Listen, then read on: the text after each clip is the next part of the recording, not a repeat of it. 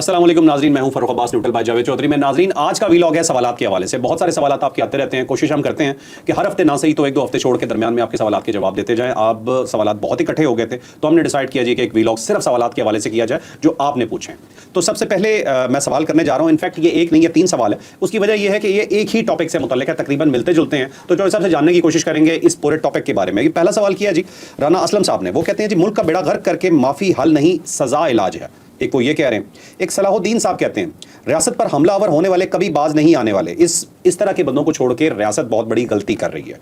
और एक है जी 9/11, अमेरिका ने अफगानिस्तान की ईंट से ईंट बजा दी थी जब 9/11 हुआ था। तो वो कहते हैं 9 मई पे जब GHQ पे हमला हुआ है तो उन पे हाथ इतना हल्का क्यों रखा जा रहा है। ये तकरीबन तीनों सवाल क्योंकि PTI के बारे में बन रहे हैं, तो डिटेल से स्टोरी चौधरी साहब से जानते हैं कि इन तीनों के बारे में वो क्या कहते हैं। अब जो 9 मई है ना, उसमें बहुत सारी चीज़ें ऐसी हैं जिनका जिक्र कभी हुआ नहीं है। मैं चाहता हूँ कि उसका आहिस्ता आहिस्ता जिक्र किया जाए ताकि लोगों को पता चले कि 9 मई में हुआ क्या था। अब हम सिर्फ ना लाहौर का देख लेते हैं कि लाहौर में कोर कमांडर हाउस के ऊपर हमला हुआ, फिर एक ब्रिगेड हेडक्वार्टर था वहाँ पे, उसके ऊपर भी हमला हुआ। अच्छा। अब जो ब्रिगेड हेडक्वार्टर का हमला है ना, वो ज़्यादा लोगों को पता नहीं है और उसके बारे में ज़्यादा इंफॉर्मेशन भी नहीं निकली। और कुछ फुटेजेस शुरू में आई थी, लेकिन उसके बाद उस फुटेजेस को भी गायब कर दिया स्टेट ने। और स्टेट ने क्यों गायब किया वो भी मैं आपको आगे चल के बताता हूँ। ठीक है। अब ये सारे जो हमले थे ये बाकायदा अंदर से लोग थे जिन्होंने पाकिस्तान तहरीक इंसाफ को सपोर्ट किया था, जिसमें जनरल फैज़ हमीद साहब का नाम ज़्यादा है, क्योंकि जनरल फैज़ हमीद साहब उस वक्त तक रिटायर हो चुके थे, लेकिन रिटायरमेंट के बावजूद वो पाकिस्तान तहरीक इंसाफ को सपोर्ट कर रहे थे और उनको बता रहे थे कि कौन कौन से सेंसिटिव पोर्शन है अफवाज पाकिस्तान के, अगर उसके ऊपर अटैक हो तो उससे फिर जो फौज है वो तिलमिला उठती है। तो बेसिकली तो इस ग्रज निकाल रहे थे कि मुझे चीफ नहीं बनाया गया और एक ऐसे शख्स को चीफ बना दिया गया, जनरल को चीफ बना दिया गया जिसको हम चीफ नहीं देखना चाहते थे, यानी पाकिस्तान तहरीक इंसाफ देखना नहीं चाहती थी। और जनरल फैज़ हमीद साहब तो बिल्कुल टॉलरेट करने के लिए तैयार नहीं थे। अब फौज की रवायात हैं कि जब कोई चीफ बनने की कोशिश करता है, सारी कोशिश करते हैं, ज़ाहिर है ये तो पीक होती है ना एक आदमी के 35 साल जॉब करने के बाद, और कोई एक लॉन्ग कोर्स होता है जिसमें से कोई एक शख्स, बल्कि कोई 8-10 लॉन्ग कोर्सेज के बाद कोई एक शख्स इस टाइप का होता है जो चीफ बनने तक पहुंचता है। तो सबके दरमियान कोशिश होती है, उससे पहले सारे लोग कोशिश करते हैं और उसके लिए ज़रूरी होता है कि प्राइम मिनिस्टर को राज़ी किया जाए, क्योंकि ये प्राइम मिनिस्टर का इख्तियार है कि वो जितने सीनियर मोस्ट हैं उनमें से कितने लोगों में से किसको सिलेक्ट करते हैं। तो जनरल फैज़ हमीद साहब ने भी कोशिश की, इसके अलावा जनरल आमिर साहब ने कोशिश की, फिर जनरल साहिर शमशाद साहब हैं, वो इनके बारे में कोई किसी जगह रिपोर्ट नहीं हुआ कि उन्होंने खुद कोशिश की है, लेकिन उस ज़माने में जनरल बाजवा साहब चाहते थे कि साहिर शमशाद साहब जो हैं वो चीफ बन जाए, और उसमें उन्होंने पाकिस्तान तहरीक इंसाफ को कन्विंस भी किया था। और साथ साथ पाकिस्तान मुस्लिम लीग नून जिसकी गवर्नमेंट हो गई थी उस वक्त है, और बल्कि मियां नवाज शरीफ साहब तक ये पैगाम पहुंचाया था कि अगर आप साहिर शमशाद को बना देंगे तो ये जो एक क्राइसिस चल रहा है वो खत्म हो जाएगा, क्योंकि ये बैलेंस कर देंगे चीज़ों को। और खुद पाकिस्तान तहरीक इंसाफ भी ये चाहती है कि अगर जनरल फैज़ हमीद नहीं तो इनको बना दिया जाए, तो इससे ये मामला जो होता है ना सेटल हो जाएगा आपका। और अगर जनरल आसिम मुनीर को बना दिया जाता है तो फिर ये जो जंग है ना ये ज़्यादा बढ़ जाएगी, आगे बढ़ेगी। तो वो इसलिए जनरल बाजवा साहब उस वक्त ये कोशिश कर रहे थे। जनरल फैज़ हमीद साहब के ऊपर तो मियां नवाज शरीफ साहब बिल्कुल राज़ी नहीं थे और कतन किसी कीमत पे मियां नवाज शरीफ साहब राजी को जनरल फैज़ हमीद ने बड़ी कोशिश की थी और ऐसे ऐसे लोगों के जरिए कोशिश की थी कि आज हैरत होती है कि उन लोगों को भी इन्होंने दरमियान में डाल दिया कि नवाज शरीफ साहब को अप्रोच की मियां नवाज शरीफ साहब। इवन ये जो चौधरी मनीर साहब है ना, जो समधी हैं मरियम नवाज साहबा के, ये भी मैसेज लेके गए थे मियां नवाज शरीफ साहब के पास लंदन। और इन्होंने कहा था जी कि जनरल फैज़ हमीद साहब अपनी सारी गलतियों पर माजरत करने के लिए तैयार हैं और आपको यकीन दिलवा रहे हैं आपकी गवर्नमेंट चलती रहेगी और आप वापस आएंगे और आप पाकिस्तान में सियासत करेंगे, तो आप मौका दें इनको।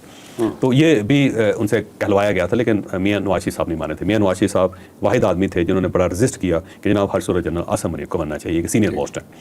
तो ये उसकी बैकग्राउंड है। तो बहरहाल जनरल फैज़ हमीद साहब जो थे वो और उनके कुछ साथी इस सारे खेल के अंदर 9 मई के सारे खेल के अंदर इन्वॉल्व थे। इन्होंने बाकायदा सेंसिटिव जो पोर्शंस थे अफवाज पाकिस्तान के, उसके बारे में बाकायदा इन्होंने बताया पाकिस्तान तहरीक इंसाफ को। पाकिस्तान तहरीक इंसाफ के व्हाट्सएप ग्रुप्स थे जिनके अंदर ये चीज़ें शामिल थी कि अगर इमरान खान गिरफ्तार होते हैं तो कहाँ कहाँ पे अटैक होना है, प्लान अटैक। अब ये जो कोर कमांडर हाउस का था वो तो सारा एपिसोड सबके सामने है कि कोर कमांडर साहब वहीं पे थे और उसके बाद हजूम बाहर पहुँच गया, फिर इन्होंने अपने लोगों को कहा नहीं कि इनको रोकें, दरवाज़ा खोल दिया गया, वो अंदर आ गए, फिर इन्होंने उनके साथ डायलॉग भी किया। फिर तो बाहर से फौज के लोग तोड़ के आए, उन्होंने कहा जी अपनी फैमिली को निकालें अंदर से क्योंकि ये कुछ करना चाहते हैं। फिर उनकी फैमिली निकली और फिर वो डायलॉग करते रहे और उसके बाद बहुत सारे लोग जो थे उनको रिटायर कर दिया गया था कि एक तो कोर कमांडर के हाउस तक कैसे लोग पहुँच गए और जब कैंट है उसके अंदर आ गए, फिर कोर कमांडर हाउस तक पहुँच के रोका क्यों नहीं गया। सलमान गनी साहब, बहुत सारे लोग थे, सलमान गनी साहब, जनरल सलमान गनी साहब, तो उसके ऊपर खासी वैसे उस वक्त भी इन्वेस्टिगेशन भी हुई, कोर कमांडर को फारिग भी कर दिया गया उस ज़माने में। इसके अलावा बाकी भी बहुत सारे लोग और बड़े बड़े कैरियर ऑफिसर जो थे उनको ऐसी जगहों पर ट्रांसफ़र कर दिया गया जहाँ उनका कैरियर ही खत्म हो गया बेचारों का, जबकि बड़े ज़बरदस्त किस्म के लोग थे, लेकिन क्योंकि ऊपर से ऑर्डर नहीं गया था कि जनाब हमने इनको रोकना है या क्या करना है, तो वो इस वजह से ये सारा एपिसोड हो गया। अब इसके बाद जो अगला जो एपिसोड है ना वो है जो ब्रिगेड हेडक्वार्टर है। अब जो एक ब्रिगेड है और ये लाहौर और जो इंडिया है उसके बॉर्डर के ऊपर ऑपरेट करता है और बड़ा पुराना ब्रिगेड है और बड़ी इज्जत वाली वहाँ पे नौकरी होती है, जहाँ जो लोग वहाँ पे काम करते हैं उनको बड़ा इज्जत की नज़र से देखा जाता है। अब आज पाकिस्तान उनके लिए ऑनर होता है, उनके लिए ऑनर होता है। जनरल बाजवा साहब जो थे वो उस ब्रिगेड को कमांड कर चुके हैं और ये पाकिस्तान फौज के अंदर एक पुराना रिचुअल है, एक पुरानी रवायत है कि जब किसी ब्रिगेड का कोई शख्स कोई जनरल चीफ बनता है तो फिर वहाँ पे उसकी कुर्सी रखी जाती है बाकायदा। वो प्राइड लेता है ब्रिगेड के, देखे जी हमारा जो सोल्जर था या हमारा जो लीडर था या हमारा जो कमांडर था, हमारा जो जनरल है वो आर्मी चीफ बना। तो वो जो ब्रिगेड हेडक्वार्टर है उसके अंदर जनरल बाजवा साहब की कुर्सी रखी गई। अब एक सेंसिटिव किस्म की इंफॉर्मेशन है जो सिर्फ अफवाज पाकिस्तान के लोगों को पता थी, यानी आम आदमी पाकिस्तान तहरीक इंसाफ किसी को नहीं पता। मैं अभी आपको बता रहा हूँ तो आपको भी ये नहीं पता, मेरे लिए नहीं इंफॉर्मेशन, नहीं बहुत सारे लोगों के लिए नहीं, ये सिर्फ जो फौज के लोग हैं सिर्फ उनको पता है। ठीक है। तो एक तो पाकिस्तान तहरीक इंसाफ का जो हजूम था वो चला गया था सीधा कोर कमांडर हाउस पे। चले कोर कमांडर हाउस के बारे में सबको पता है कि क्योंकि वहाँ पे मॉल ऑफ लाहौर है, उसके करीब है, चले ज़्यादातर लोगों को पता होगा कि ये कोर कमांडर हाउस है और पीटीआई पाकिस्तान तहरीक इंसाफ को अंदाजा हो गया। ठीक है। लेकिन ये जो ब्रिगेड हेडक्वार्टर है ना, इसका नहीं पता हो सकता किसी को भी। और ये थोड़ा सा अंदर करके है, मतलब आप जब कंटोनमेंट में कैंट में दाखिल होते हैं तो राइट साइड पे ये है, लेफ्ट साइड पे आपको जाना पड़ता है वहाँ से, और ये 2-2.5 किलोमीटर आगे जाके। अच्छा, इसके दरमियान बहुत सारे दूसरी यूनिट्स हैं जिनके कोई सिग्नल्स का कोई यूनिट है, कोई किसी की यूनिट है, कोई किसी की यूनिट है। ऐसा नहीं है कि इलाका बिल्कुल वीरान है और एक साइड पे कोर कमांडर हाउस है, दूसरी साइड पर ब्रिगेड हेडक्वार्टर है। ठीक, ऐसा नहीं है। दरमियान में बहुत सारी बिल्डिंग्स हैं, बहुत सारी यूनिट्स हैं, उनके गेट्स हैं और उन गेट्स के पीछे सोल्जर्स हैं, सब कुछ हैं जो सारी सिक्योरिटी है। तो एक जो था लोगों का जो लश्कर है वो गया कोर कमांडर हाउस, दूसरा लश्कर जो था ना वो गया ब्रिगेड हेडक्वार्टर।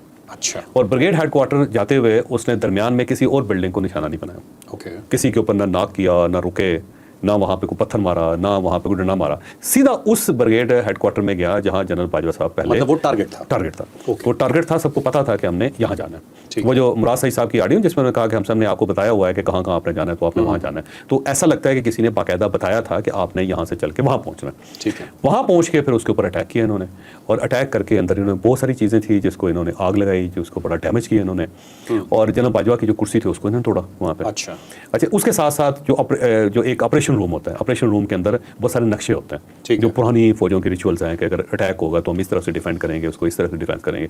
वो ऑपरेशन रूम था। ये ऑपरेशन रूम के अंदर गए और वो रोकते रह गए वो लोग कि भाई ये बड़ा सेंसिटिव जगह है, इस तरह नहीं हो सकता, आप इसके अंदर ना जाएं। दरवाज़ा तोड़ के अंदर गए और इन्होंने ऑपरेशन रूम जो था उसकी चीज़ें भी बहुत सारी ले गए साथ, जिसमें बहुत सारी रिकवर की इन्होंने, बहुत सारी गायब हो गई, बहुत सारी टूट गई, वो कहाँ चली गई कुछ पता नहीं, जो इंतहाई सेंसिटिव इन्फॉर्मेशन थे।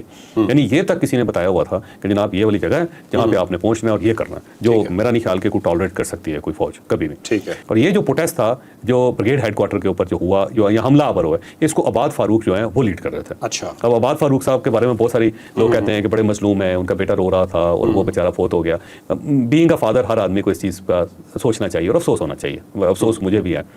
लेकिन जो अबाद फारूक ने किया था वो भी तो आप देखें ना कि आपने अपनी स्टेट के ऊपर हमला कर दिया और स्टेट के सिंबल्स को आपने तोड़ दिया और उसको बर्बाद कर दिया, और जो ऑपरेशन रूम था उसके अंदर से नक्शे निकाल के ले गया।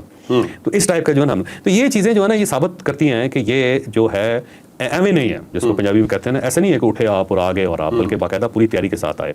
और अगर आपने हमला करना था तो दरमियान में बहुत सारी यूनिट थी, तो उनके सामने से गुजर के आप 2-2.5 किलोमीटर आगे चले जाके आपने सिर्फ एक खास पोर्शन जो था, या एक खास बिल्डिंग थी या एक खास ब्रिगेड था जिसके ऑफिस में जाके आपने हमला किया। वो आप ये साबित करना चाह रहे थे कि जनरल बाजवा जो है ना उससे हम इंतकाम ले रहे हैं। तो इस टाइप की चीज़ें हैं जो मेरा ख्याल है शायद कभी बाहर आए या ना आए, और ये सिर्फ एक चीज़ नहीं है, और भी बहुत सारी चीज़ें। तो पाकिस्तान तहरीक इंसाफ ने बहुत बड़ी हमाकत की है, कोई शक नहीं है। इसको एक सियासी जमात के तौर पर रहना चाहिए था, और अगर ये सियासी जमात तौर पर रहती तो आज ये दोबारा इसका रिवाइवल हो चुका होता, इस वक्त भी इकतदार में होते हैं। तो गलती इन्होंने की है, इसमें कोई शक नहीं।